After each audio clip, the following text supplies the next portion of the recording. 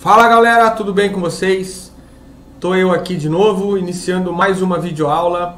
Hoje a gente vai falar sobre alguns processos da aprendizagem motora, como que ela acontece, quais as medidas de avaliação que nós podemos assumir para poder avaliar o processo de aprendizagem. Vamos falar também um pouquinho sobre transferência de aprendizagem e alguns modelos de estágios desenvolvidos por alguns autores clássicos dentro da área do comportamento motor e da aprendizagem motora. Beleza? Vamos lá então. A primeira ideia aqui que eu quero passar para vocês é a seguinte: quando você vai aprender ou ensinar uma nova habilidade, o que você precisa ter em mente? Primeiro, qual ou quais habilidades você está trabalhando, está ensinando, e como nós devemos observar para avaliar o progresso, o que nós devemos considerar para poder fazer uma avaliação do processo de aprendizagem. Então vamos lá, você pode estar ensinando uma habilidade específica ou pode estar ensinando o que é mais comum, um grupo, né, um conjunto de habilidades motoras. Eu vou abordar aqui os aspectos clássicos, tá? Hoje a gente sabe que os processos de aprendizagem eles não acontecem mais de forma segmentada, de forma separada. Em algumas situações isso vai ser aplicado, mas principalmente para aprendizagem de esportes coletivos, né, como por exemplo o futebol, o basquete, jogos coletivos em geral, a gente já sabe que um processo de aprendizagem integrado e contextualizado é mais interessante do que aprender os fundamentos separadamente, certo?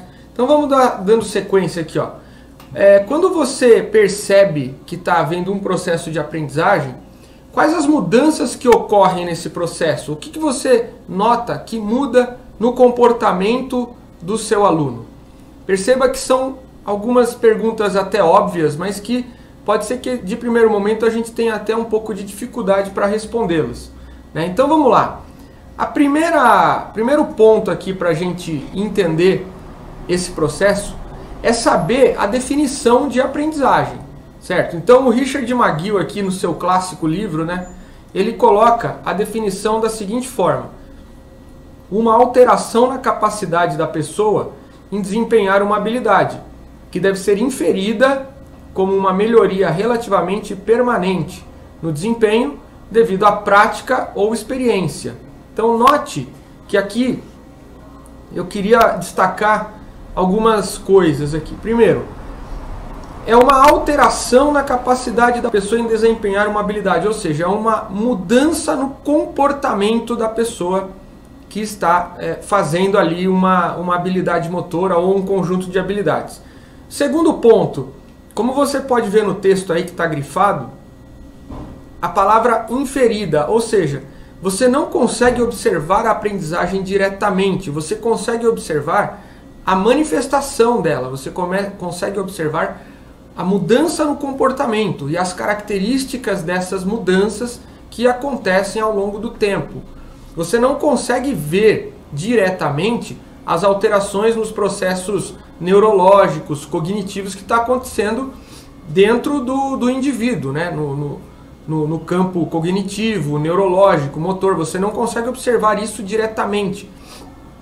Por exemplo, não tem como fazer um exame, não tem como fazer um exame de imagem, por exemplo, para você ver isso. Atualmente, algumas universidades até conseguem já fazer algumas avaliações em tempo real. Coloca a pessoa dentro de um aparelho onde você vai conseguir ver as imagens do sistema nervoso central em tempo real. Só que são estudos ainda muito limitados. Normalmente, a pessoa que se submete, né, a esse tipo de experimento, ela só vai conseguir fazer uma habilidade manual, alguma coisa que seja muito simples, né, uma habilidade de contornar uma figura, por exemplo, né, ou de escrever. Por que isso acontece? Porque a pessoa, se ela está dentro de um aparelho, né, que é necessário para poder ver essa imagem em tempo real, obviamente ela não vai conseguir chutar uma bola, não vai conseguir fazer um lançamento, não vai conseguir fazer um salto, porque ela vai estar deitada ali naquele aparelho.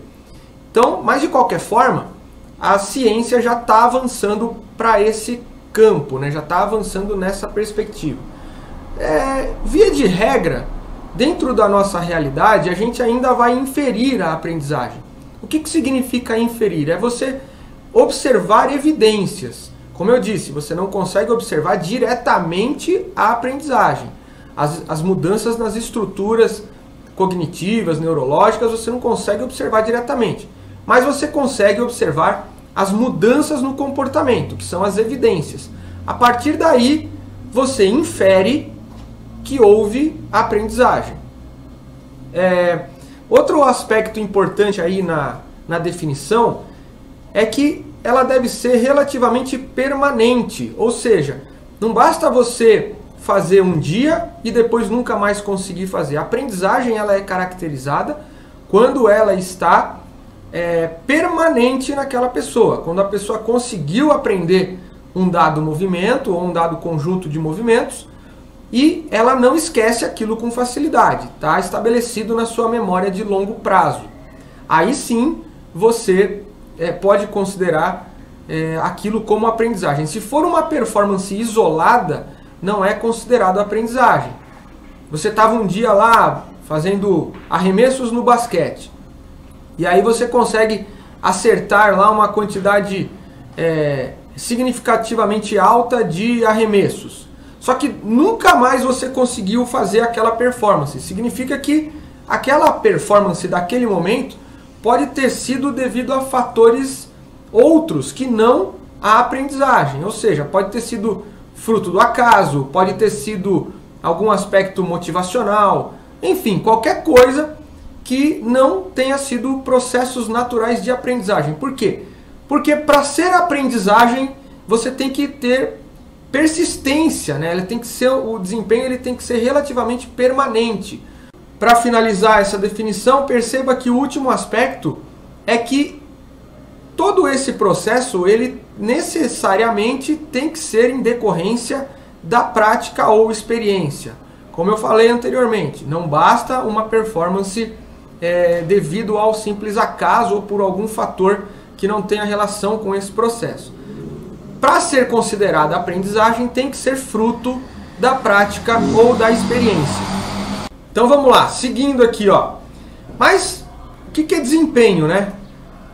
Desempenho é o comportamento observável, é aquilo que a gente consegue observar, e é através do desempenho, né, que a gente consegue mensurar o nível de aprendizagem, certo?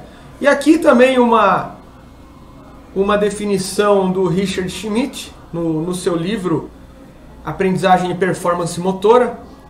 Ele coloca aí, ó, aprendizagem motora é um conjunto de processos associados à prática ou experiência que leva a ganhos relativamente permanentes na potencialidade para a performance habilidosa. Ou seja, ele praticamente dá a mesma definição do seu colega anterior, certo? Então, seguindo aqui, vamos entender agora alguns componentes da aprendizagem. Então, como já foi falado, tem que ser devido à prática ou experiência, né? Tem que ser resultante de prática ou da experiência de vida da pessoa. Ela não é diretamente observada, mas é inferida, certo? Como já foi dado também.